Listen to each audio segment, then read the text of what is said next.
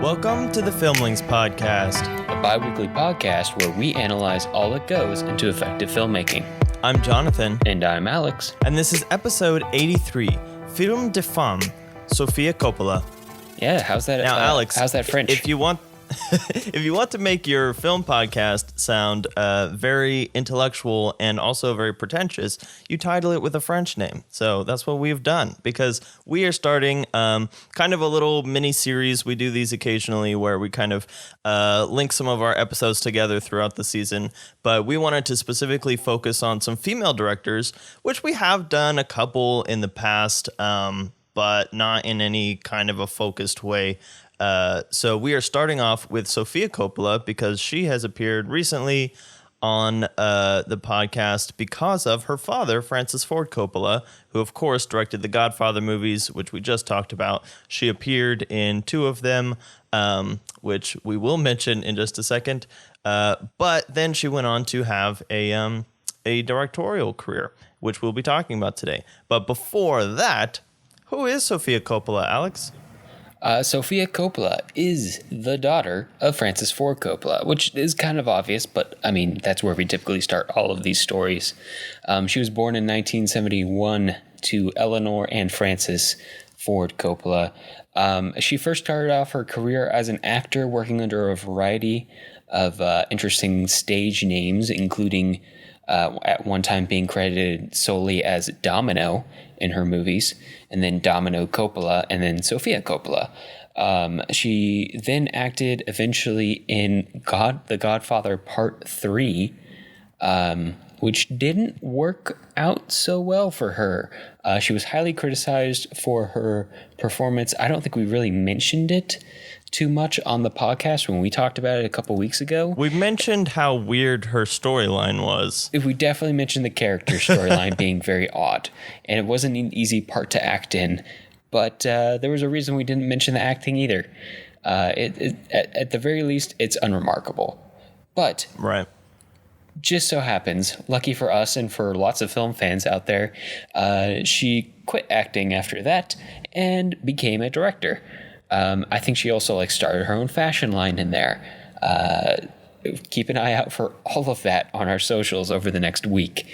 And her directorial debut and features is The Virgin Suicides, which we will be talking about today. Of course, she reached the status of critical acclaim with Lost in Translation in 2003, which we will also be talking about today.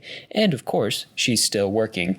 And as far as directors go, in the early mid prime of her life, still she's got many years ahead of her, even at this much slower pace that directors make movies these days compared to the golden era of Hollywood.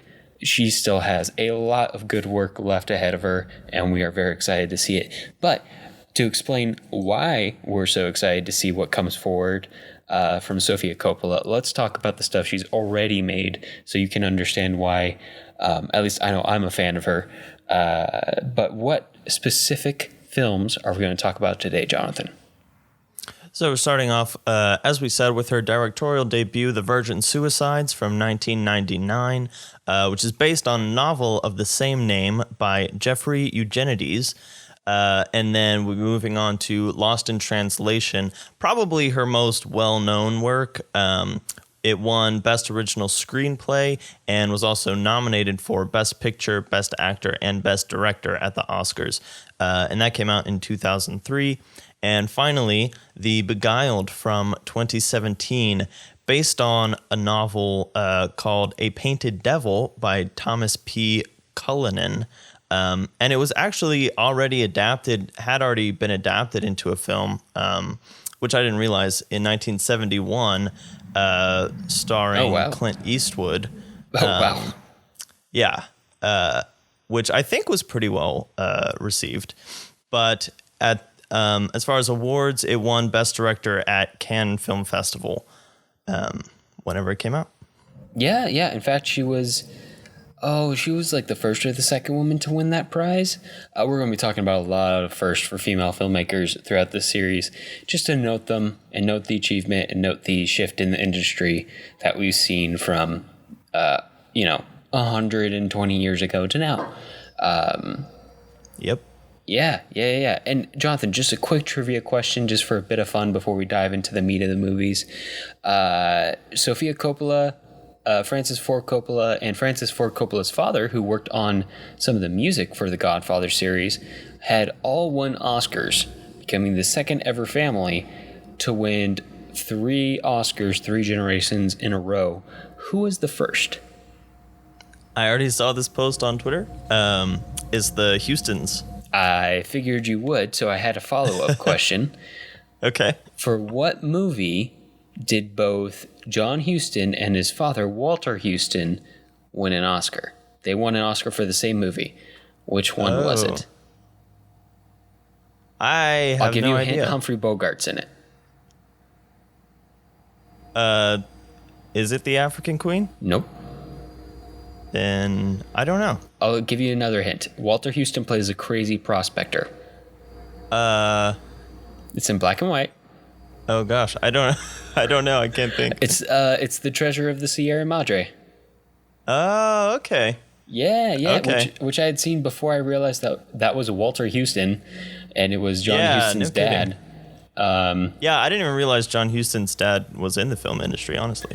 yeah, he'd been actor for a while before John Huston really got involved in it, especially to the degree in which he's remembered for now. But yes, 2 tri-generational Oscar families. Will the Satchels be the next? Dun dun dun. No pressure. Anyway, let's jump right into the movies now so we can avoid more stupid commentary from myself. Starting with The Virgin Suicides from 1999. Jason, take it away. The Virgin Suicides from 1999. The 5 Lisbon sisters, Therese, Mary, Bonnie, Lux, and Cecilia, once lived in the Michigan suburb of Grosse Pointe. Walled off and secluded from the world by 2 very overprotective parents, the girls are a complete mystery to the group of neighborhood boys who fill their time and conversations thinking about these enigmas. In the present, the now adult boys reminisce through voiceover on the circumstances that led to the suicides of all 5 girls.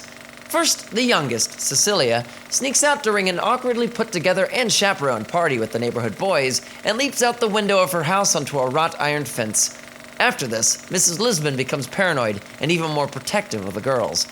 Meanwhile, the girls struggle for a breath of freedom, and with homecoming approaching, Lux finds it in the high school hunk, Trip. But when this ends in the mother's rules being broken, the girls are yanked from school and completely cut off from the world. The neighborhood boys continue their doomed quest to understand and maybe even save the girls, but with the ever-present barrier between the Lisbon sisters and everyone else, including the audience, can anyone ever truly figure them out? All right, how would you describe this movie, Jonathan? Like for somebody who hadn't seen it and they were like, okay, what kind of movie is it?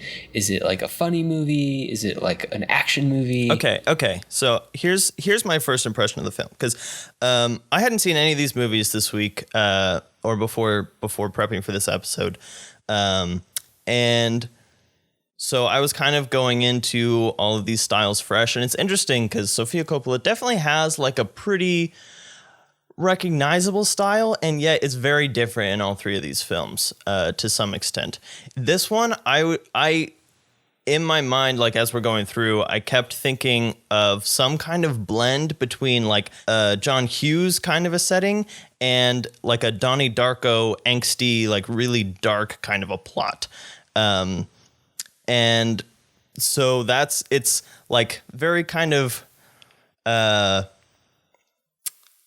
it's got those John Hughesy characters who all are like going through these very kind of adolescent troubles and relationship troubles, and all the parents and the adults seem to be like trying to repress them and keep them from doing whatever they want to do. And then it goes like to a really, really dark place, kind of like, you know, Donnie Darko does, and kind of blending those 2 together was really interesting, and it doesn't really seem like those go together, but somehow Sofia Coppola kind of pulled it off.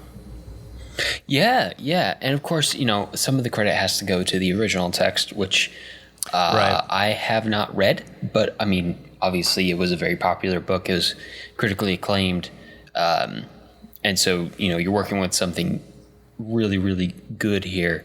But you're right. Sofia Coppola does set up her atmospheric style. And I think to your comment that it changes for each of these films, because her style is so atmospheric, it's more of just like the fact that she emphasizes the atmosphere, but the atmosphere changes because each film is different. Yeah. So in this one, it captures like this idea of like this neighborhood, but there's something kind of wrong with it at the same time, which is kind of like this a central disease. Yeah, it's kind of like the central key part of the text. But when we bring it into this audiovisual medium, like the something wrong, you feel it much, much stronger in this movie sense. It really amps it up. And when the themes of a story get amped up by putting it into a certain medium, that's a recipe for success. And it feels like the Virgin Suicides is ripe for that. And also, further, this is such a good setup for Sofia Coppola's career as like a whole, because it's about a bunch of basically nameless characters and these young boys in the neighborhood. There's one guy who has a name, but he's not one of the group of boys who's obsessed with these girls, who are studying and trying to understand these very complicated girls who they can never fully get a grasp on. And that's kind of like a feature in all of Sofia Coppola's films, is like these very complex characters that you can't quite get. Yeah. And the audience doesn't by the end either, really. And I almost wonder if this is sort of it's kind of hard for me to put my finger on exactly what the film is going for with each of the characters, because at some point the boys' obsession with the girls is like excessive. And Yep. But yet there still are guides through this story. So it was hard for me to like figure out, like, is this like a condemnation of that kind of attention? And yet I feel like the girls are getting a lot of attention, maybe not in the best ways from a lot of different directions. Like their parents are these really overprotective kind of parents. They're not necessarily bad parents, but they just kind of overreact whenever anything kind of threatens them. And the boys are giving them like too much attention from this kind of like aloof and stalkery point of view, even though they don't really see it that way. Then at some point the media starts giving them all this attention, as I guess there's really just the one suicide at the beginning that kind of puts some attention on the family, and then there's not another one until like the very end. It kind of it's not like we're going through and like they're kind of dropping off one by one or anything, which I almost thought that was what it was going to be at the beginning. But it's really kind of just about this group of girls. And it was interesting. I actually, just doing a quick Wikipedia search, one of the things that the author of the book said during an interview or whatever while they were doing production is that he kind of envisioned all the sisters as kind of like a single entity.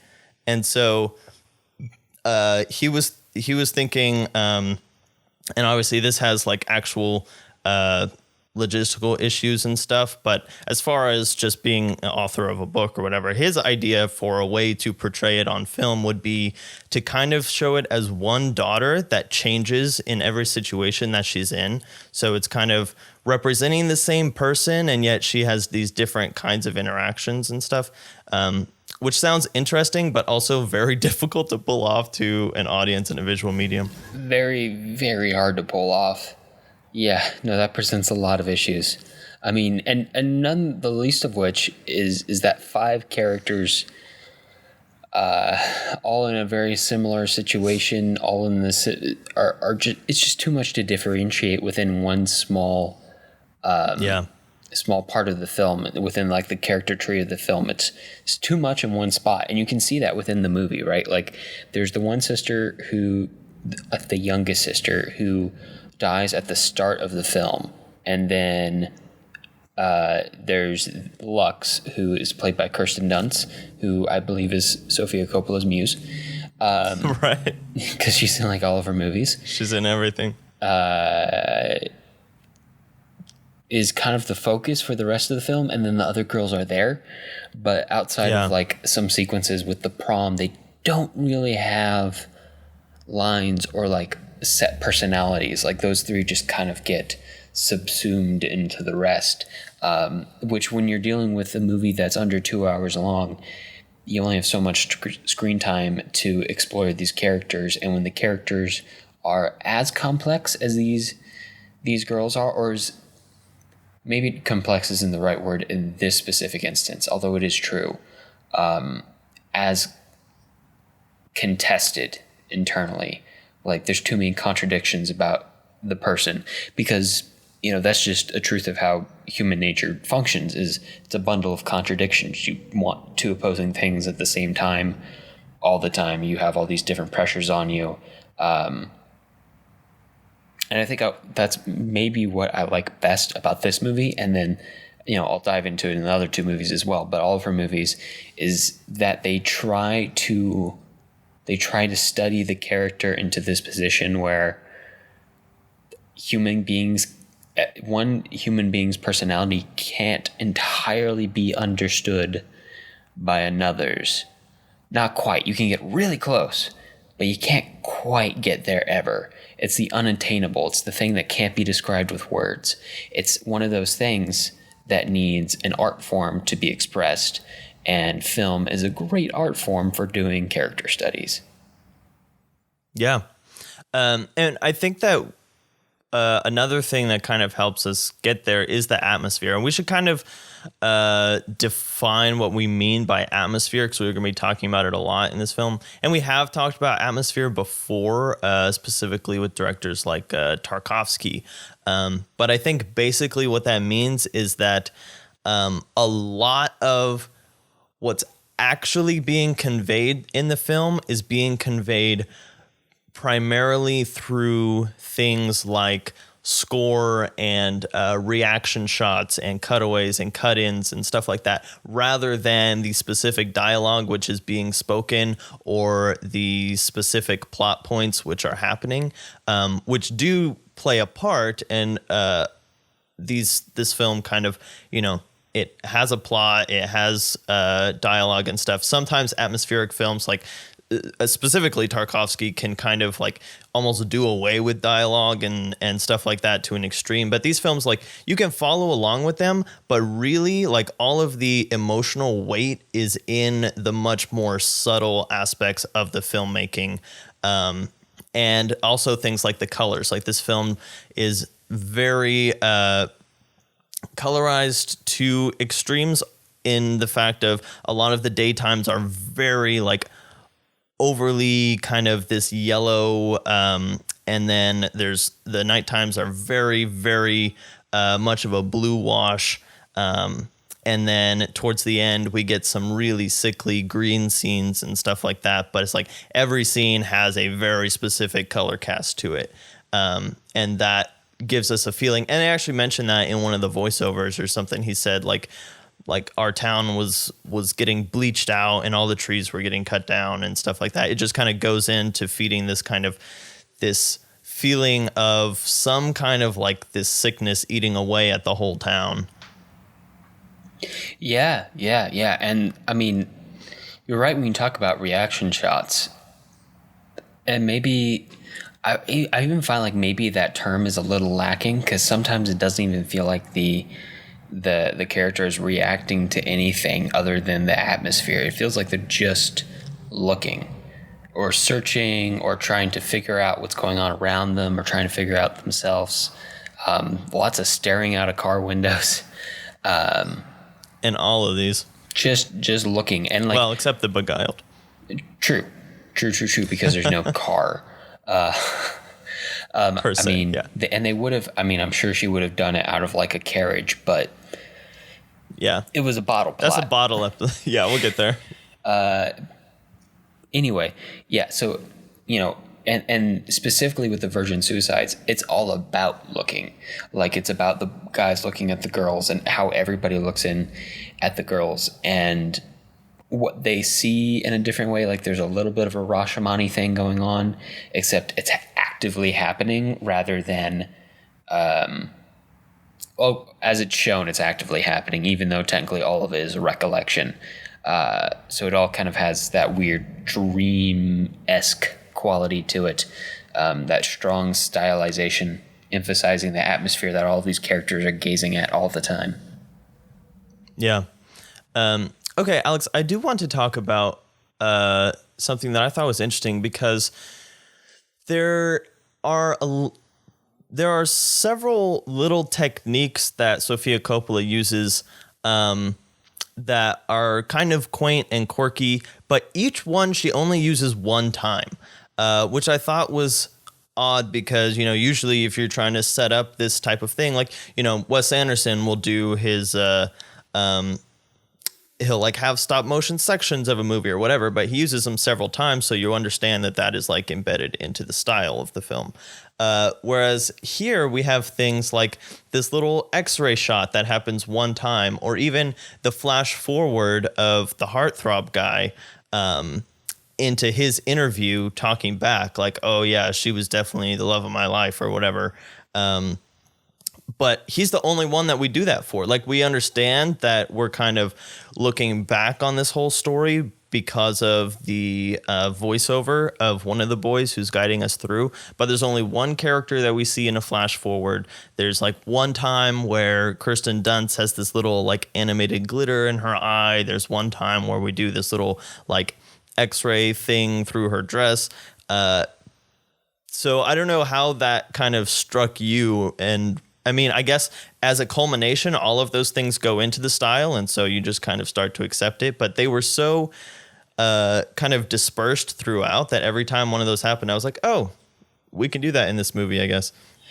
Yeah, and I think it's a combination of things. My reaction to it wasn't necessarily that, it didn't take me out of it, but I did notice it. Just because, you know, that's the nature of what we do here at the Filmlings. But I didn't think it was something that removed me from the plot. And I think that's, or the story, and that's probably because the way in which all of them were used was so in tune with the tone and style of everything else that a little bit of a technical pop out to something else kind of worked. So like the fact that all of this is being recollected kind of explained or kind of worked alongside of the fact of this popular guy who is suddenly and then they kind of recollecting it. Yeah, but then they add like this tiny little bit of commentary in there too, when at the end of his little interview, quote unquote, he gets called in for his group session or whatever. So you realize like, okay, his life kind of went downhill after this, even though he's got this like really romantic idea of high school. And he's saying like, you know, I never loved a girl like her, who he had like this one night fling with and then ditched. And now he's in, you know, group therapy sessions. It's kind of, and all of that kind of ties into like the decaying themes at the core of the story. The idea of living out something that's wonderful, but really it's not, which is kind of tied into a lot of stories you see about suburbia. You know, you think you're living in something wonderful, but maybe it's not necessarily that. Maybe there's a rotten core at the center of it, so on and so forth. But I think, and you notice this as you watch some of her later movies, and I watched through a significant portion, if not all of her features so far. I don't think I've seen Somewhere yet, but you don't see that kind of idiosyncratic use of technique in a lot of her films after the Virgin Suicides.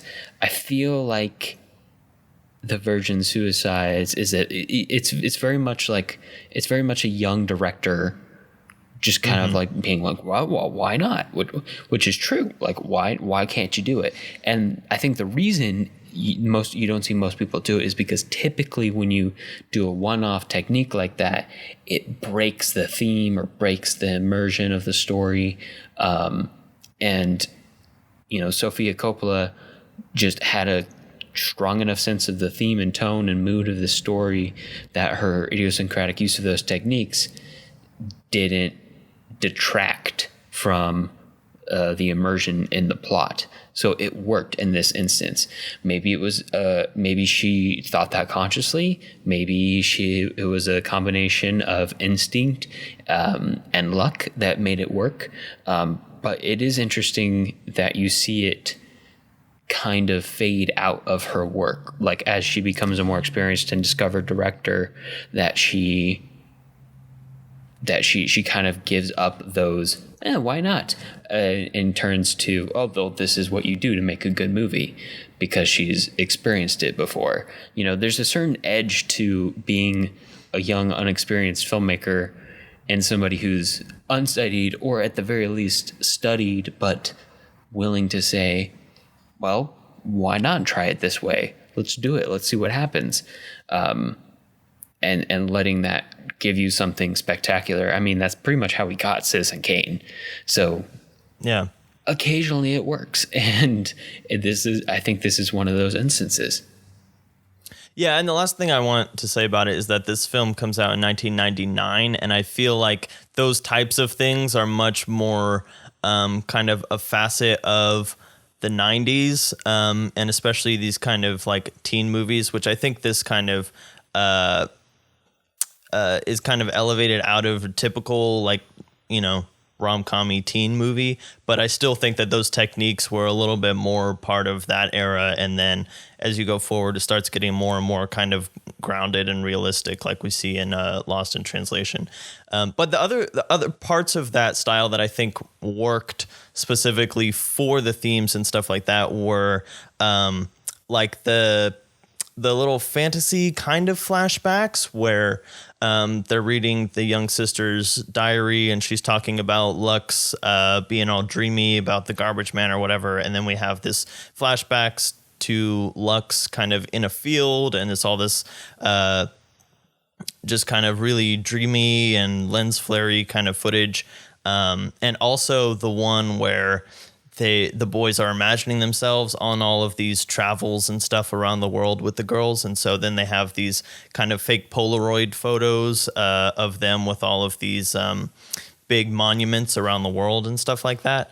And I thought that those worked because those kind of emphasize the fantastical nature of kind of the way that the boys are seeing the girls, and the way that the girls are seeing their lives and everyone around them, just kind of using this fantasy to escape their normal real lives. Yeah, there's definitely a sense about the film that we kind of have to take everything we see with a grain of salt, right? Because it's all being put through these filters. It's all being put through the filter of remembering. It's all being put through that Rashomon filter of like, you can only remember different people remember different things different ways, so on and so forth. And obviously we see the boys do this, but everybody has a version of their life that they'd like to be living out, and they're trying to do that. And you try to live that story, but you typically don't get there. And we see that dissonance in a big way in this movie.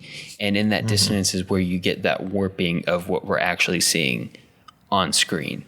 That difference between reality and how the boys remember reality being. Yeah.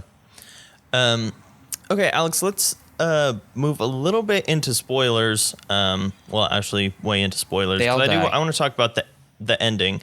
Yeah, so at the end, they all... again, spoilers. It's warning, in the title. if you want to watch the movie. Right. But the fact is that at the end, they all commit suicide at the same time, except for the first one, who again died at the beginning of the film. And then the boys are left with their little trinkets and holes and stuff, and they feel like they don't have enough information to piece together like what happened or why they committed suicide. And I kind of felt the same way at the end.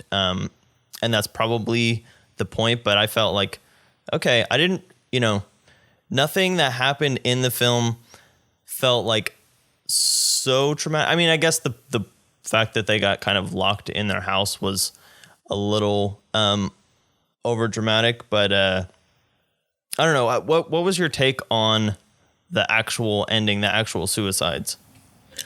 Well, so kind of going back to what I said a second ago, we only have an interpretation of what happened to the girls, right? Yeah. We don't have all of the facts, and obviously it's hard to say what they're doing was justified or the right thing to do. Obviously it wasn't.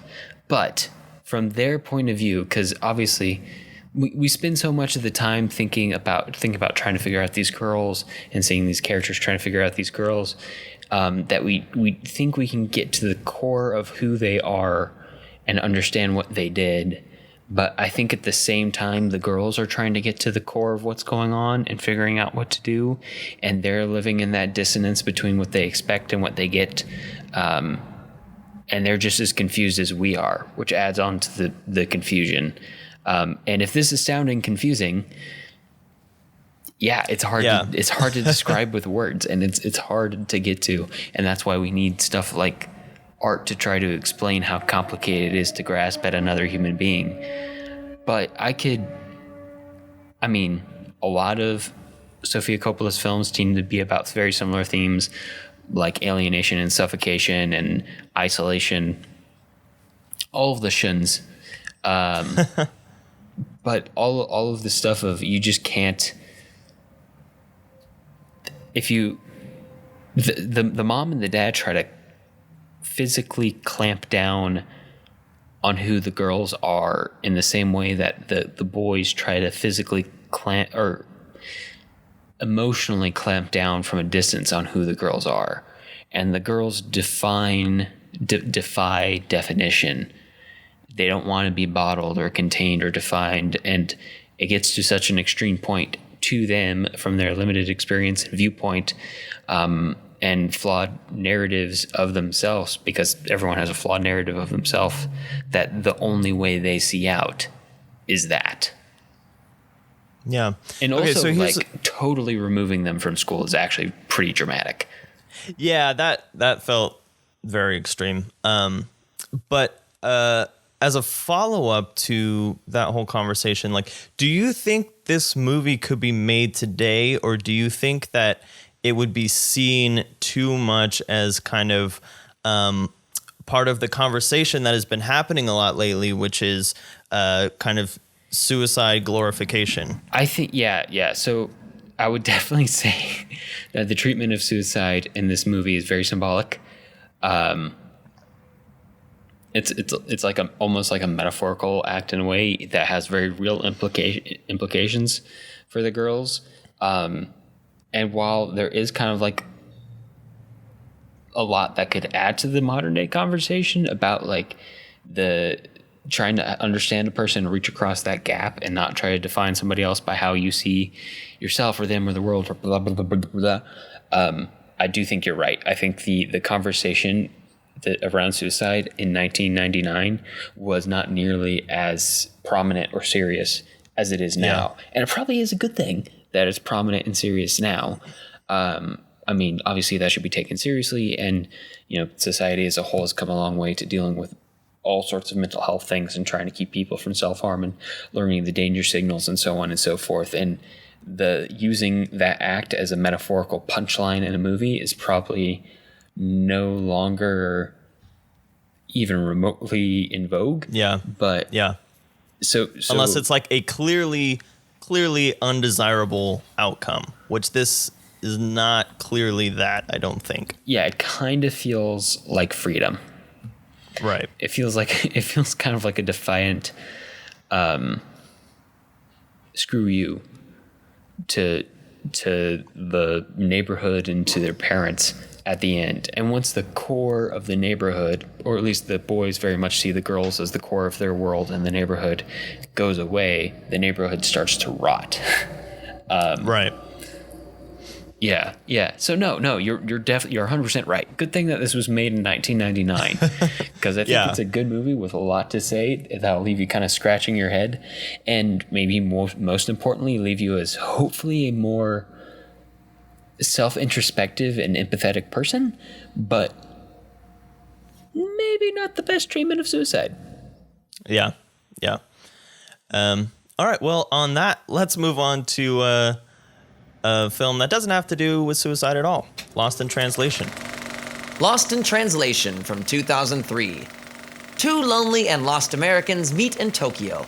The first, Bob Harris, is an older movie star drowning in a 25-year marriage, a fading career, and middle age.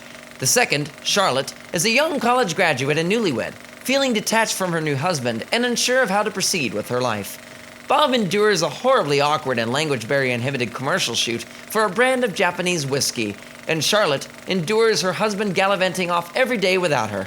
But they both happen to stay at the same luxury hotel, and just like that, two lonely people meet each other just when they need it most. Through adventures around Tokyo, Bob and Charlotte discover in one another someone else who speaks the language of the lost. But as they help to build each other back up, they tow dangerously close to the line of infidelity. Will this end up a supportive friendship, an affair, or something else entirely? Maybe it will all just be lost in translation. All right, Jonathan. I have seen this movie before a few times, and I know you hadn't. So what was your first thoughts upon seeing it? Yeah, I thought it was interesting because I've heard a lot about it, of course, and I don't know. This is the first one that I watched, so I'm trying to go back and reach for my first impressions of it after mulling over it for a little while. But there were some aspects of it that I thought were quite nice and nuanced, and there were other aspects that I thought were a little bit cliched and over the top. But overall, it's a film that's supposed to kind of give you a feeling, and it's supposed to just kind of build this atmosphere and this relationship between these two people. And I thought that it did that really well. And I thought that the nuance and restraint of the Bill Murray, Scarlett Johansson relationship was done really well. But it's not like the type of movie that I typically, kind of jump to go see and stuff. Oh, so yeah, no, I wasn't 100%. completely into it, but I see what people get out of it. Yeah, no. So I watched this movie for this episode very recently, and my first thought was, oh yeah, I forgot how much I like this movie. And then by the time I got to the end, I was like, oh, Jonathan isn't gonna like this movie. And I like atmospheric movies, but the kind of like will they, won't they, back and forth for like the whole movie, and the kind of run around the city and do crazy things. I don't know. I was not like gung ho for this movie, but I did think that it was very well done. Yeah. It has a lot of things that I really like about movies.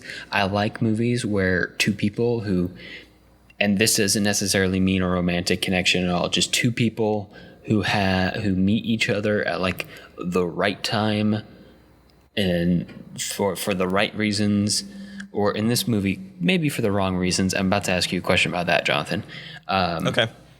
I've got questions too, so this will be great. Yeah, this one's going to be a freaking conversation. This one isn't going to be preachy. But, it's got two people who meet each other at the right time and help each other get to someplace. It's got a mysterious ending where, I can wonder, oh, man, what did that character say to that other character? Yeah. And it's got atmosphere. It's got nice neon lights everywhere. And it's got a dose of Japan in there, too. So I say dose. It's entirely set in Japan. Yeah, big dose. It's got two of my favorite actors in it, Bill Murray and Scarlett Johansson. Ironically enough, and I find this hilarious, but one of the first things I noticed about the film was like, wow, could you imagine anybody casting Scarlett Johansson in a role of an ignored woman now? Right. Like, wow, that's only possible in 2003, where like the only other big thing she had done was Ghost World, which is phenomenal. But here's the main question I have for you, Jonathan. And it struck me at the moment in this film later on where Bill Murray actually does have a brief one-night stand with the jazz singer. Mm-hmm. And Scarlett Johansson gets very upset, even though those two have had no sort of sexual contact in any way. Do you think what they had over the course of this film was the equivalent of some sort of emotional or psychological affair, some sort of emotional cheating? Because the way Scarlett Johansson reacts when she sees that is very much the act of somebody who has stumbled upon her lover with somebody else. And that's hard to say, because I think that the parts that I really like about the film are the parts when they turn this, they let this relationship be almost more of a mentoring relationship, as opposed to letting it kind of spiral out of control. But I think that the story that comes to mind when I think about that aspect of this film is Ethan Frome. And I don't know if you're familiar with Ethan Frome, Alex. Nope.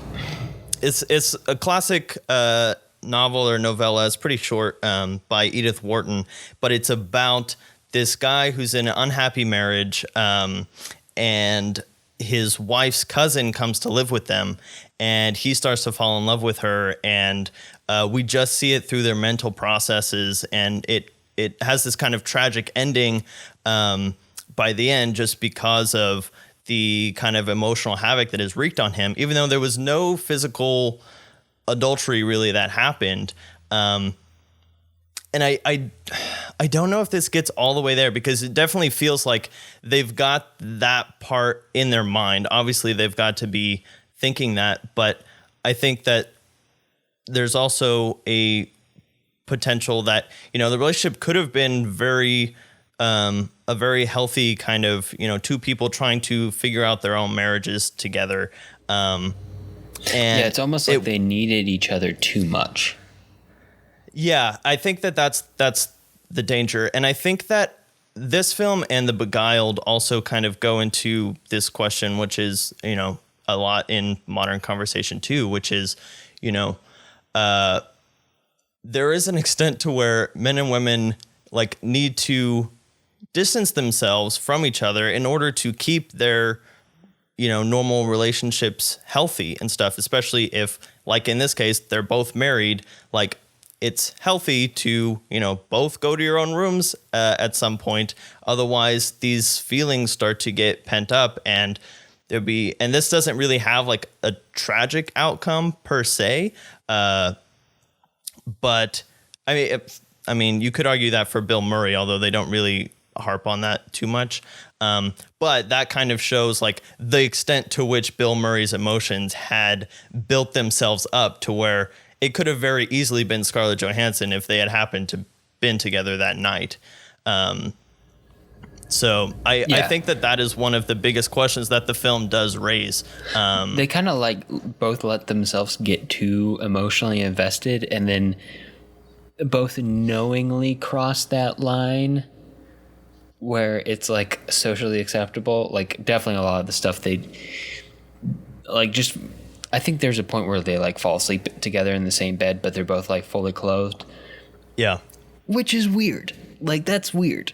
Yeah. Everything else taken into context, what they did there was weird, and we kind of managed to justify it by being oh well, they didn't sleep together, they just slept together. But and I think the instance the later film on also justifies that scene because the conversation they were having up to that point was a very kind of heartfelt conversation about family and marriage and stuff like that. Yeah. And I mean, they're both in a very similar part in a way. Bill Murray is just Scarlett Johansson 25 years down the line. Or maybe 35. Emotionally, yeah. Let's be generous. But, they're both struggling. They both need each other, but they let it go too far, which is a fascinating conversation. I think the idea of emotional cheating is a fascinating one because it's so undefinable. But I think it's definitely a thing. And especially, when you look at the Bible, there's the whole idea of, if you consider a woman with lustful intent, then you've already committed adultery with her. So, that's part of kind of the Christian framework, is that, sins are not merely physical. They're also spiritual and emotional and stuff. And so that's definitely an aspect to it that the film kind of puts out there in the air. And it's like, where's your line? Where are you going to draw that line? If you think it, you can achieve it. And that's dangerous. Not always a good thing. Yeah. Not always so, a okay, good thing. here's a question, and Alex. Also, I just want to acknowledge that we kind of just had like an entire When Harry Met Sally conversation. Oh, really? See, I haven't even seen that. Well, okay. Well, there's your problem. The entire concept Alex, of it, When Harry Met Sally, is that men and women can't be friends. And then, of course, at the end, it turns out they can't be just friends, which isn't really true in real life. So I have a question for you, Alex, because this is something that the movie definitely does not answer, which kind of hints to, I guess, the priorities or the main ideas of the film. But do you think that this encounter between Bill Murray and Scarlett Johansson enhanced their own marriages at all afterwards? I don't 100% know. I think it might have given them both a new lease on life, and that might help spark a regeneration in their marriage. I think a lot of this. See, here's the weird thing. A lot of it depends on like what Bill Murray said to Scarlett Johansson in like their last moment together. Yeah, because if it was meet me in New York or whatever. Yeah, or if it was like have a nice life, like. Yeah, there's two different things. Or like it probably wouldn't be have a nice life. It'd be like, remember, kid, you got this, or something like that. Then it would be totally different. But it kind of leaves it open to interpretation for that. I feel like Bill Murray will be fine. Like, I think he'll be fine. We don't get just because he's got a stable marriage. It didn't. Yeah, you almost feel like he was the disgruntled party, and like his wife seemed like she was fine. He just wasn't happy with the way his life was. So like his perspective seemed like it needed more of a shift, whereas Scarlett Johansson's husband definitely has some like ego issues that are not totally her fault. Yeah, and plus he's like running around with Anna Faris the entire time. Yeah, that was part of the thing that was like, that seemed like really over the top. Like he just didn't care. He literally gave Scarlett Johansson no attention. He's always running around with the other model or Keanu Reeves lady. Like that was. Oh yeah. She's in like a new version. She's like, supposed to be in a. And it's she's not in Atomic Matrix. Blonde. Yeah.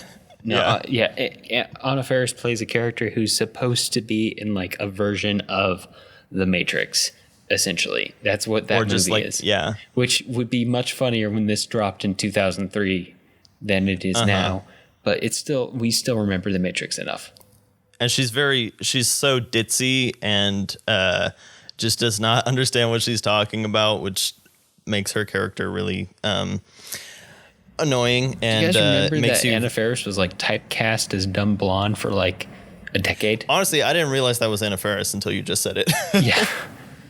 Nope. Pros of watching it on Amazon, man. Oh, man. X-Ray, IMDb X-Ray is an underrated app. Yeah. Very helpful. Okay, here's a question for you, Jonathan. All right, give it to me. A lot of Sofia Coppola's movies deal with people who do things or think things or feel things that are morally controversial or corrupt or borderline or non-sympathetic is a great way to describe it. Yeah. And I don't think you've watched this one, but I did. The Bling Ring is maybe her character's at the least sympathetic. Okay.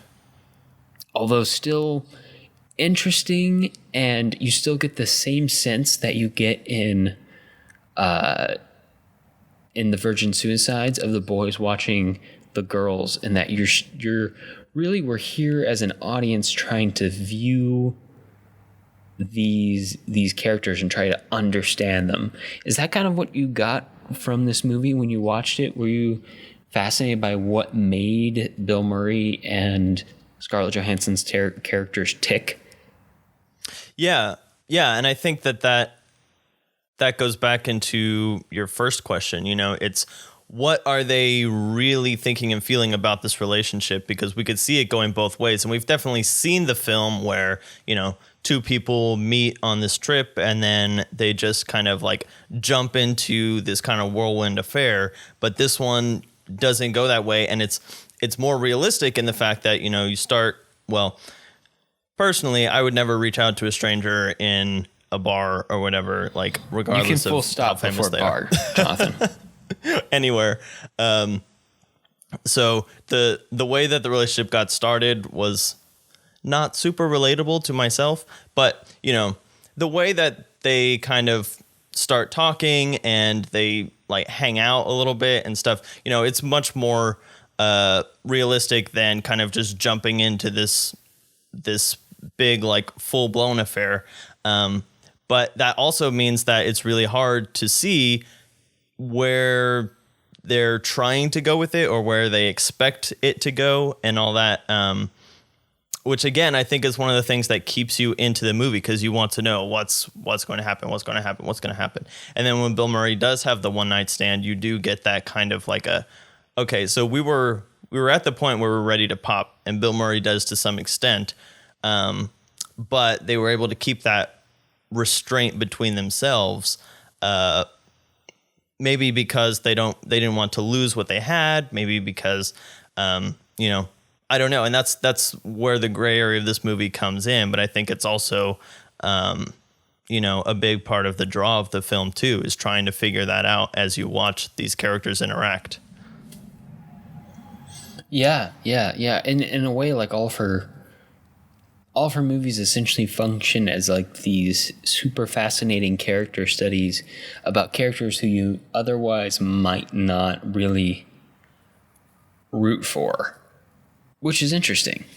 Although I feel like and I it's would not always root for in the Bill sense Murray. of like, yeah, and not in the sense of like an anti-hero or a tragic hero or anything like that. Because these films don't feel like they're kind of on that level, this kind of fatalistic level where whatever happens to them has to happen to them because of what's in their character, you know, in the way that like a Greek tragedy would, where you have characters doing things that are definitely not morally irreproachable, but in a much more grounded way. Yeah, in a much more relatable, realistic way. Like the things that they do wrong are things that, you know, practically any of us could do wrong to a certain extent. Like the bling ring is like an extreme example, but you know, the emotional distance or like just feeling lost. Like who on earth hasn't felt lost? Right. Like that's such a perfect, relatable subject that is just hit. It's a theme the nails hit on the head in this movie so perfectly, of these people who are lost and who nobody, I mean, literally, there's a reason it's set in Japan. Literally nobody speaks their language. Even the people who are from America who are in Japan with them don't seem to speak their language. The only people who they stumble upon who seem to speak their same language are each other. And in that they communicate, but by then we find that as these characters move along their paths, even things get lost in translation between the two of them. Yeah. All right, Alex, I have some nitpicky logistical questions, and then I have a more serious question. All right, hit me with it. So first of all, would Bill Murray have had like an agent with him or some kind of manager that spoke English and a translator if he was on this big ad campaign in Japan for like a week? I don't know. Maybe not. I feel like he would have had somebody there to kind of manage this. But also, Bill Murray doesn't have an agent or a manager. Bill Murray is just Bill Murray. And Sofia Coppola specifically kind of wrote this role for Bill Murray and wanted him in it, probably because of Rushmore, which came out before this. In both movies, he kind of goes through like this ennui thing, and I still don't actually know what the word ennui means. I just know what it looks like in a movie. So it's kind of perfect for him in that way. And if the character is kind of based around him, you know, Alex, I've got you. I could see ennui. it. A feeling of utter weariness and discontent resulting from satiety or lack of interest. Well, Boredom. Don't use another big word in the definition. I know, right? Satiety. What? Satiety, the state of being satiated. Surfeit. Wow, Thanks. there's another. Surfeit, excess, an excessive amount. There we go. All right. Now I forgot what our actual definition was. Man, English. I swear. We have too many words. That has been your dictionary lesson for the day. Yeah, no, but I mean, I could totally see it happening. That's number one, especially for an actor like Bill Murray, and the character who he's playing feels like he's kind of based on Bill Murray in a way, even though Bill Murray's career never really washed up. He kind of just didn't do as many things anymore because he only wanted to do what he was interested in. This is an original story to Sofia Coppola, right?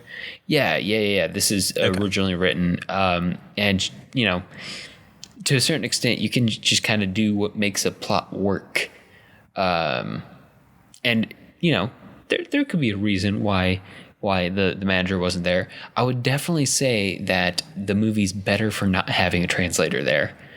Oh yeah, and that to give a reason for it kind of feels like bogging it down unless it's done real slyly. But to do so might require more talking in this movie than it feels like this movie really is going for. And again, that goes into the atmosphere. But that's also why I was trying to get into this movie, but so I was raising a lot of questions to myself. Also, like, if Scarlett Johansson has so many friends, like, why doesn't she just hang out with them all the time? Does she say she have friends? I don't remember that part. At some point, she had a bunch of friends because they kept going out with them to karaoke bars and stuff. Oh, Charlie Brown? Yeah. Yeah. And his posse. Yeah. I mean, okay, so that one kind of did stick out to me. I don't really have a good thought on it. And I wasn't sure if... Maybe those things just didn't hold interest for her. Right? Like, yeah, we see her at dinner too with her husband and her husband's friends and the model, and she's just totally disinterested. But now somebody who feels as lost as she does comes along, and she's experiencing life with somebody who sees it in a way very similar to the way she does, and maybe suddenly the taste in things comes back. Yeah. And also, for a while, she didn't have people she was hanging out with, and then she was wandering around by herself, and she walked into a bar. And she walked into some like club or something. I wasn't sure what it was. So I was wondering if she like picked up all these, like she got to know all these people there, or if she had already known these people because they'd been there for a while. I wasn't sure about that. Okay, so here's my serious question. So this film starts with a shot of Scarlett Johansson's butt, okay? Which is based on a painting. Very frankly. Oh, is it? Okay. Yeah, it's based on a painting by a painter who like Sofia Coppola really likes, and she put a bunch of his or prints of his work in the movie. Okay. Like hanging up on walls in the hotel and stuff. But I was wondering because it kind of starts off. The question is, why does it start on her butt? Well, not necessarily. The question is about this thing that comes up a lot, especially when we're talking about women in film specifically, which is what has been termed the male gaze, which is this idea of, you know, women being in films just to be this kind of sexual object, which this film is not about at all. And yet it starts with this shot of Scarlett Johansson's butt in her underwear. I mean, it definitely starts off this kind of like, starts you off with this questioning, and it puts the sexual aspect of the relationship kind of forefront in your mind. But it was just a very strong way to come out of the gate. Yeah, no, it's strong. I mean, my thought is that maybe the themes of the work of this artist that shot is based on. Right, and I didn't know that, so that's interesting. Maybe the themes are connected to that, but also most audience members wouldn't know that. Right. I don't 100% know. I feel like maybe it has something to do with color. Because like Scarlett Johansson's hotel room is very, very white / blue, just because of the way they gauge the color correction and the lighting and shit. But I mean, the only two pink things in the room are the flowers she hangs up and her underwear. Yeah. And I don't know if that's a visual thing. I don't know if it's a way of saying she's the only color in the room, and a clever way that Sofia Coppola thought to do it was to give her underwear. I mean, you're also right that like making sure that we think of both of these people as sexual in some way, like her butt, and then Bill Murray being like a superstar whose face sells whiskey. Who's literally like hired for being handsome, it is important to like, you know, this question we have of, well, if they're so close, they're basically cheating. Why don't they just cheat? Or like, wow, they're too close to cheating. They should, and they're both like definitely thinking it. They should back away. Yeah. I don't know. Because, you know, Scarlett Johansson never kind of flirts with him in the way that she dresses. She's never like revealing or anything like that. She only wears those kinds of clothes when she's alone or with her husband in their hotel room. You know, whenever she's with Bill Murray, she's very modestly dressed. So that's never like really part of the equation. Like the relationship there is all formed through, you know, her personality and her wit and all that kind of stuff, which I appreciate. I just thought that it was a really interesting way to start a film that is going to be asking these kinds of questions. Yeah, in a film that's full of like metaphors and visual cues and atmospheric nuances and appeals to the audience, it feels like it should have a very clear meaning, but I can't think of one. I'm sure it's staring us right in the face. I don't mean the butt, I mean the meaning. But we just can't put our finger on it. The meaning, not the butt. Thank you for your clarification. I'm always here to clarify. All right, so with all that, let's move on to another film where people are very modestly dressed, The Beguiled. The Beguiled from 2017.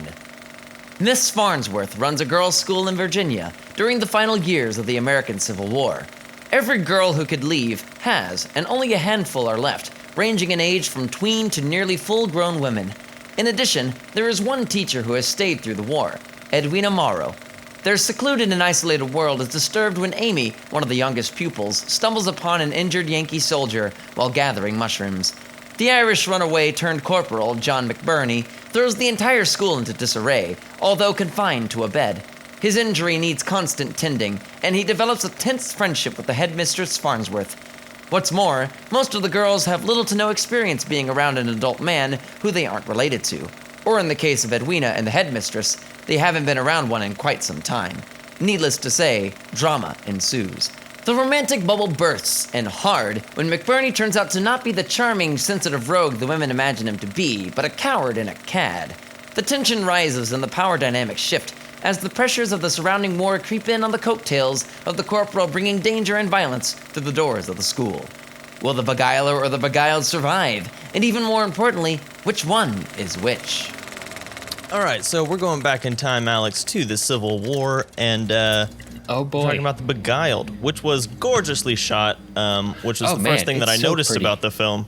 But I just kind of want to hang out there for a second because, like, the night scenes in this film were incredibly underexposed, and yet you could still see everything. Like, even on the crappy, you know, standard definition DVD that I was watching, like, the night scenes were super well done from a technical perspective because they're almost black. There's like usually you're supposed to, have some kind of, you usually use like an unmotivated kind of a light source and you go blue and everything for night scenes. But this one doesn't. It's like we're almost completely pitch black.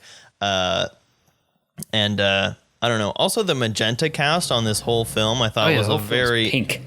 interesting touch because you see often, very warm films, very cool films, even green films like The Matrix, or like if you're doing like a drug movie or something. But the Beguiled is pink. They go on the magenta spectrum, which again, it's about heightening these sexual tensions, which is a very explicit part of this movie. Very true. That we'll have to talk about. Yeah, I mean, it's also a very strongly female-coded movie, so the pink makes sense. And I mean, one of my biggest questions in this movie is who's the Beguiled? And I think the tint and the font of the title is very strongly pointing in one direction. Right. But also, like, you can make an argument either way over the course of the film. Like all of Sofia Coppola's movies, there's a strong gray area where you can kind of be like, well, yes, this happened okay, and that happened. But before we get to that, Jonathan. Okay, all right, go for it. Before we dive into the meat, let's talk about some of the aesthetics and impressions of this film. You mentioned that it was all very, very pretty. I thought it felt entirely like a fairy tale. It does to some extent. I mean you've even got this kind of girl like with a basket picking mushrooms in the woods at the start, like. And then she finds the big bad wolf. I mean, I was thinking big bad wolf like throughout this whole thing. That's exactly what it was, Jonathan. I mean, like verbatim, like brought the big bad wolf home. Big bad wolf thought he was gonna win. He didn't. Even though like his intentions weren't necessarily like sinister from the start. And of course, I just love the idea of a Chekhov's gun not actually being the loaded gun in this case. Although it does go off. It does go off. But it's the mushrooms. It's Chekhov's mushrooms. Right, which is nice because it's easy enough to use as simply a plot starter. Like, okay, she was out picking mushrooms and she found this soldier. Fine, I can roll with that. That never has to come up again. But the fact that it does is just good storytelling. Yeah. You know what did it, Jonathan? What? The super close up on the mushrooms as she was picking it. Oh yeah. I was like, okay, somebody's going to die from eating mushrooms. That's what's going to happen. And that's how film grammar works, y'all. Right. And when she does go to pick the mushrooms, they don't do a close up on them, but they are like particularly phallic looking mushrooms too, which I thought was Jonathan, a nice touch. Most mushrooms are phallic looking mushrooms. Let's just be honest. I know, but the ones that she got were but anyway, just even like in general using mushrooms, it kind of works for the whole theme of the film. And Alex, one thing, okay, so I kind of was going back and forth on this issue that you've already brought up, and I have like a new piece of information which I want to bring into the conversation. But so the idea is he seducing them or are they seducing him? Which is kind of the gray area throughout the film. What was your takeaway after watching it? Well, my takeaway is very this is going to be boring to a lot of people, but I think it's fascinating. My take is very similar to my own personal life philosophy, Jonathan, and that is the story that you think is happening becomes the one that's happening. Okay. So he thinks they're seducing him. They think, or at least a couple, like two or three of them, think that I want to talk about that too. Yeah, I think that he's seducing them. Whereas in reality, nobody makes the first move, which is hilarious in a weird way. And like kind of reveals like that this is just like a tragedy of errors in several ways. Like a lot of people make a lot of terrible decisions. Don't get me wrong. Yeah. But they're all just motivated enough that it makes sense, and like soon stuff starts spiraling and escalating and people get backed into corners. And I mean, he's pretty bad by the end, but he's also like this caged, injured, backed into a corner animal. And it's weird that by the end of the movie, you have like this strong sympathy for both sides. And when the strong choice is made that ends the situation, I don't necessarily feel bad about it either. I'm like, well, you had the whole thing felt like, well, you had a problem and you had to deal with it. So you dealt with it. Yeah. And I think it's interesting that the soldier's violent nature doesn't come out until really late in the film. Like, we are pretty on board with him for most of the film until one very specific dramatic plot point happens, and then he kind of flies off the handle, and then we're like, okay, this has gone a little too far. And see, he's violent at the end, but I'm not even sure he has a violent nature. Okay, you don't think so? I think he's just a coward. I think he's scared the entire. Okay. He's obviously scared the entire time, and at the end, all of his reactions are out of fear. Just like by the end, all of the reactions of the teachers and the girls are out of fear. Yeah. Okay, so here's my piece of information that I found when I looked up the original version of this film from 1971.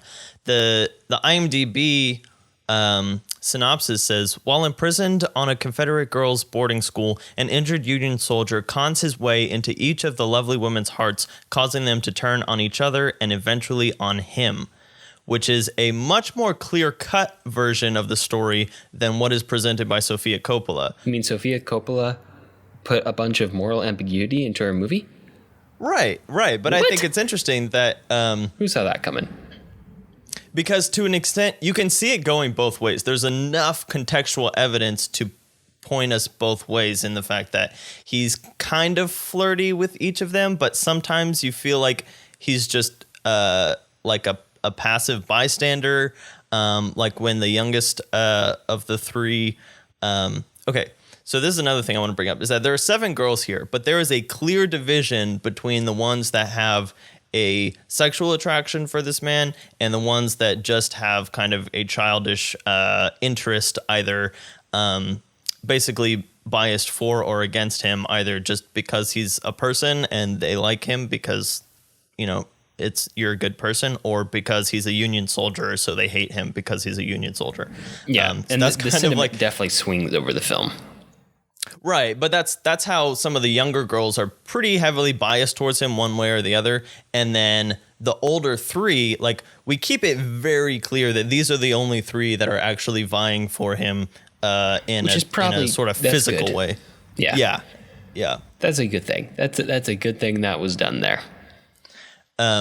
But still, in this film, it is not clear that he is actively beguiling the older 3 into falling in love with him. They've almost done it to themselves just by virtue of him being there. Yeah, no, it's kind of like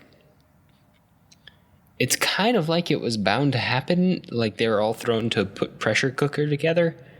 And I do literally mean a pressure cooker. Like, yeah, I don't think it's noticed until the end when you start hearing all of the guns going off around the grounds of the girls' school. Not on the grounds of the girls' school or near enough to really, really threaten them, but near enough to remind you that there's a war raging outside. And that pressure is not part of their lives until the soldier comes in. And then once he's in, the pressure is there and you see them turn on each other. And you could say either one is the bad guy, but are they really? Which I'm not saying is a metaphor for the Civil War, because that is not aligned with what I think. But it's a fascinating like cycle of like how we blame each other whenever we fight, and how everybody's kind of culpable, but not everybody's really culpable. And it's really smart. It doesn't necessarily get to a point about any one of these characters, but it does get to a point about human nature. Yeah. If that makes sense. Again, it's a hard thing to put into words. That's why we need movies. Yeah. And I think that, again, there are kind of steps along the way that that kind of lead us to the end, like not giving him over to the Union soldiers. Like every time they have the option to give, or to the Confederate soldiers rather, every time they have the option to give him up and they choose not to, they're kind of just digging their own grave, you know? And they make these like really flimsy excuses. Yeah, while they still have all the power. Yeah. I already mentioned the fairy tale thing, but there's also this feeling of kind of like this interesting mythical story. Like it almost feels like, you know, a Greek adventure like Odysseus. But almost more of like a more contained thing, like yeah, Oedipus. like washing up on an island full of women who've never met a man before or haven't seen a man in a long time. Yeah, but there's a war going on and he's fleeing the war, and there's probably like a god trying to punish him too, because it seems like this guy just has bad luck in addition to all of his other character faults. So I don't know. It's structured. It's layered. It's nuanced. None of the characters are completely explainable, except for, I mean, even the youngest of girls seem to have like conflicting wants, which is pretty significant. Yeah, because it's the youngest one that suggests the mushrooms at the end. Desperation will do things. Yeah, no, I really liked just kind of like all the different dynamics going on in this film, and how literally they had this fine like little boarding school, and you add one variable and the whole thing is, like you said, it's a pressure cooker or a powder keg, and this one spark kind of lights it up. Even though they had a couple of opportunities to put the spark out. I actually did have, I think I remembered what I was going to say earlier. So there's this element to the fact of, and this is probably not in any way part of what was in the minds of Sofia Coppola, and maybe not even of the writer of the original story. But I think there's an element of the fact that he's a Union soldier, he is Irish, and he is a deserter. And there's this thing where basically they can't give him up to the Confederates, obviously, because he's an enemy, so who knows what they're going to do to him. But also, he can't really go back to the Union Army either, because as a deserter, he would have been basically branded. And I know there's stories from the Civil War of like those, that like being a deserter to either side of the army was really not good, and especially for Irish people who would have then gone back to fight in the Irish Revolution. Being branded as a deserter would mean that no one would kind of take you. So I feel like, as you were talking about him kind of being backed into a corner, like he's trying to stay as long as possible. Because he wants to be around these women, but also there's not really anywhere else for him to go. Yeah, no, I mean, really, his only option, other than staying at the school, would somehow be to get to the West. Yeah, which is kind of like the plot of like a billion Western movies, and that's the only way I know that. But I mean, yeah, that's pretty much the only way out of that conflict. So yeah, no, I mean, from the get-go, he is scared and frightened and hurt. I mean, he's literally injured the entire movie. He has, I mean, for most of the movie, literally the only power he has is the fact that he is a man, and all of these women are interested in a man.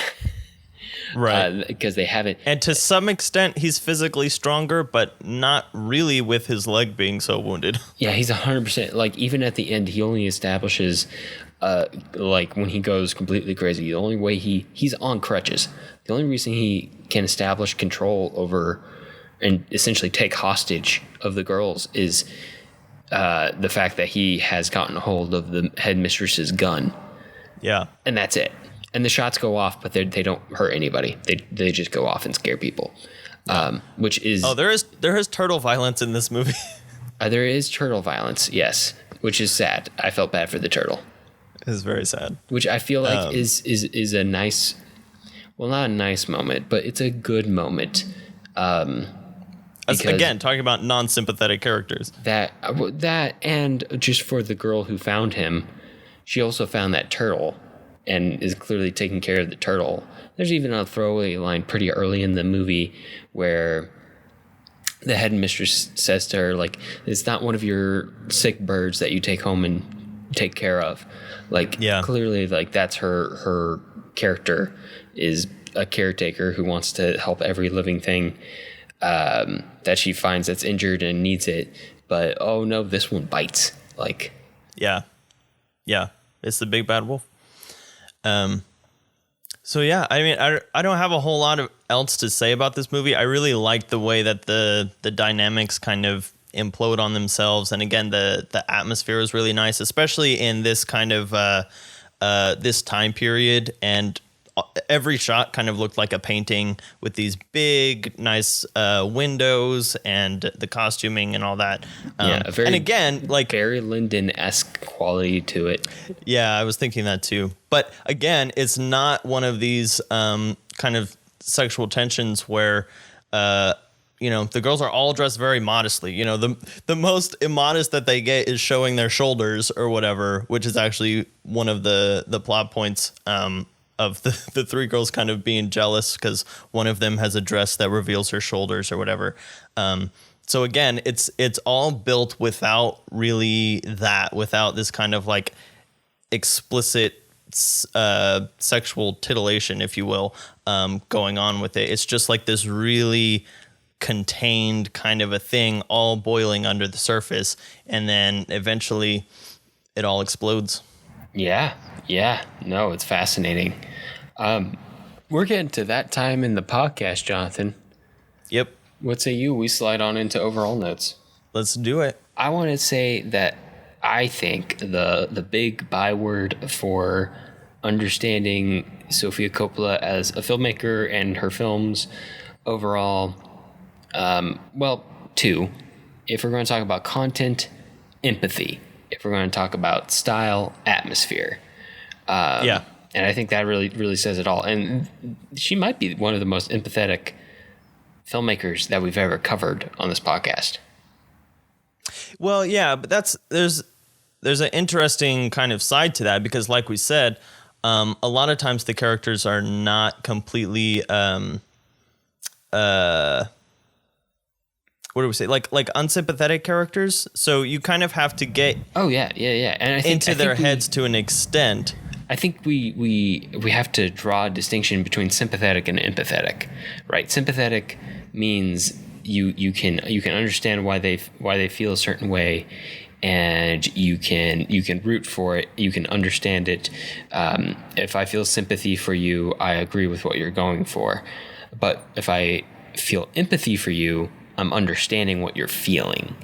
Yeah. Right. And so we can understand what someone is difficult feeling. Characters who are typically incredibly complex, like emotionally and typically morally as well, very complex, and tries to present them in such a way that the audience doesn't feel that they're totally alien, as we might feel if we see one instance of this person acting one way in our day-to-day lives, and tries to present them as a whole and complete person. And the things that they do that are morally corrupt are still wrong, but are still a part of that whole picture of what a person is. Yeah. So we can kind of see where they're coming from, even if we don't agree with the final outcome that they get to because of that. So bingo. And again, like the other thing that goes into all three of these movies is the relationship between men and women, and that element goes into that. It's like, we can kind of understand because we all have those interactions, but she kind of presents several different, playgrounds to push those relationships between men and women to extremes in one way or another and see potential outcomes. And so, when we encounter those types of interactions in our own lives, we can kind of, maybe not explicitly, but subconsciously be like, okay, I've seen where this could lead. So that can influence your actions in real life too. Yeah. And I think it's a lesson on how to approach people. I mean, on day-to-day life, just being open to understanding you're never getting the full picture of somebody in one meeting or one day or one snippet. I mean, even across all of these films, we never get a full portrait of anybody who we see. We only get snippets. We can never fully grasp them. But yes, all that to say, that's probably what makes these films so fascinating, at least to me. And when they're at their most successful, that's probably what drives their success. And of course, we can talk about some of the stylistic quirks that she likes, like using pastel color palettes. As a colorist, I love the color palettes of these movies. They're not too aggressive, but they're still very strong.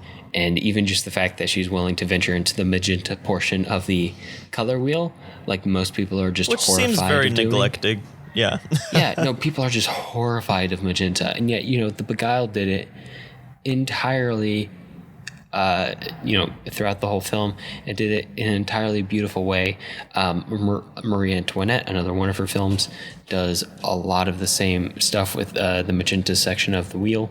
There's a lot that can be done on that end of the spectrum, but a lot of people will not go near it, typically because it tends to make skin tones not so good.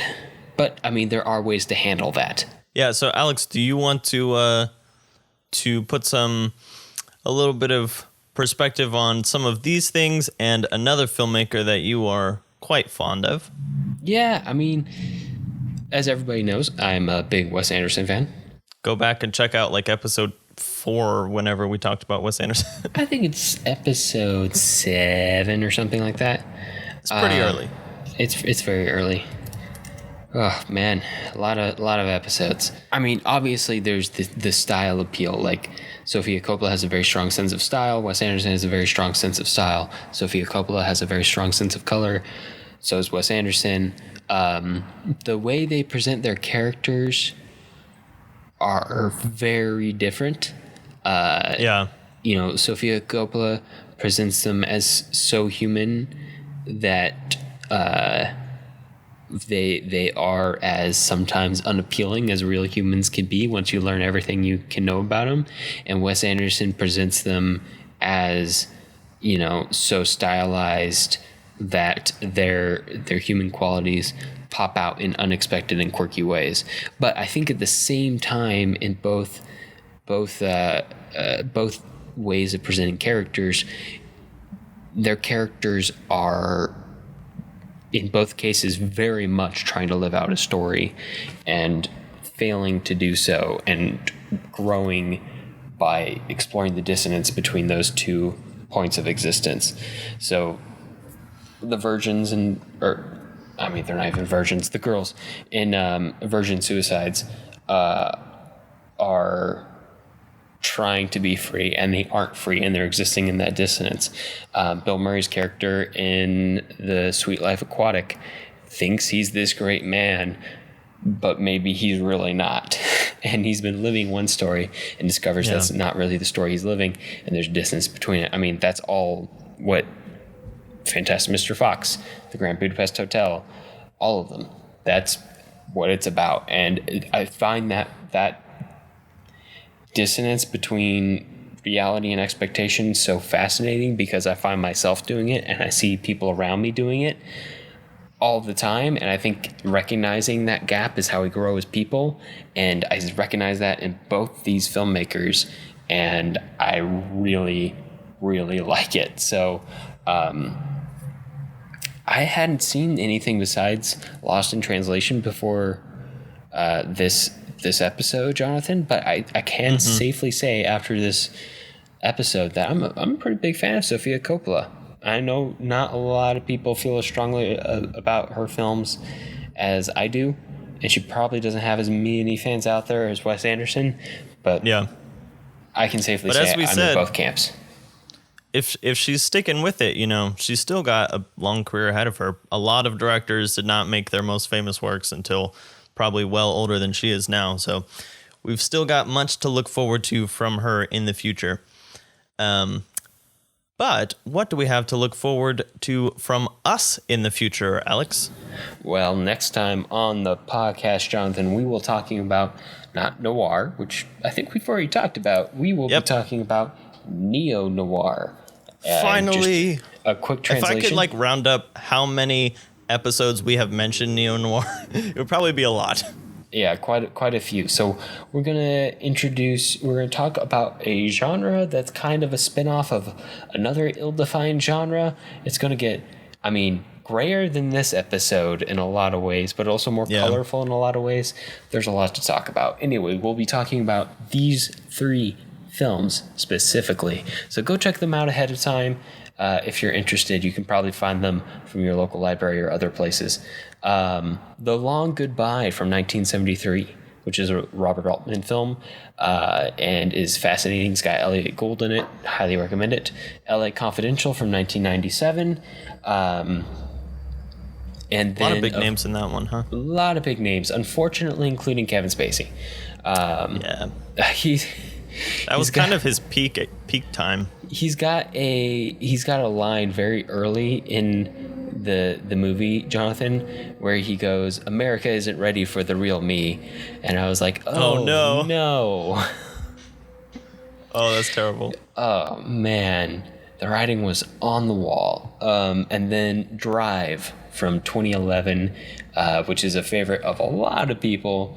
Very, very heavily. Heavily stylized. Yes, heavily stylized. Yeah, heavily stylized. We'll dig into it all next time on the podcast. But that's what we'll be talking about. Go ahead and check it out. If we can find easy and convenient places to watch these movies, we will be sure to post them.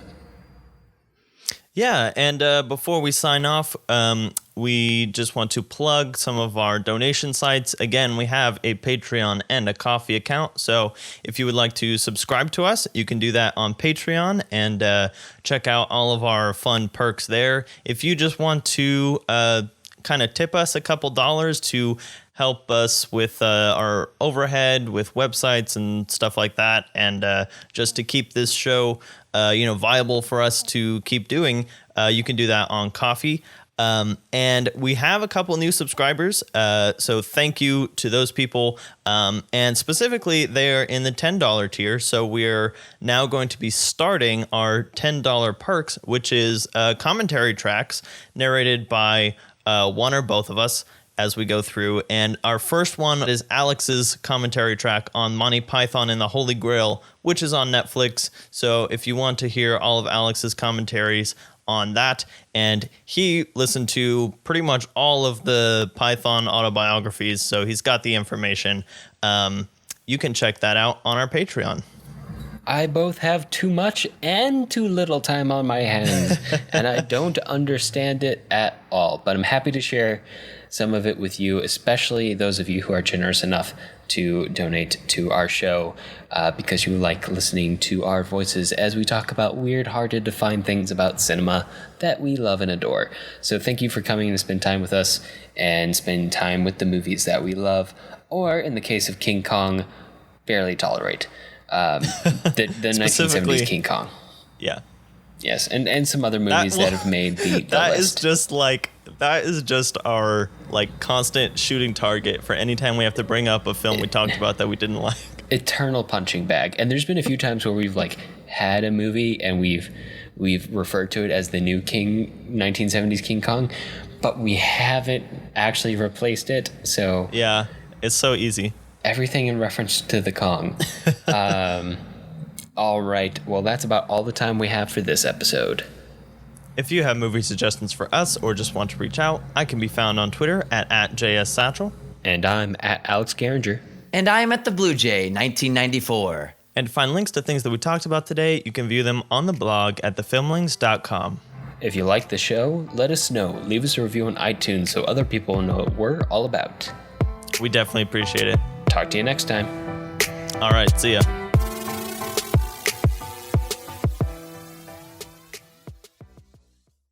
Isn't really true in real life as long as you know where to set your... Okay, that one might have been an earthquake. Either somebody hit the building or there was an earthquake. Yeah, I was gonna say it sounded like a bird ran into your window. No, that was a rattling. Okay, well, if you need to evacuate, just tell me and we'll stop. No. That was a short one. That's Okay. fine. Like you can measure how big they are by how long they last. Oh, nice. And like if it's not just know a few that. seconds, you're fine. But anything over like 15 or like 30 seconds, you're probably in trouble. Good to know. But yeah, I mean this building survived the last big one just fine, so that should be good. Anyway, where were we?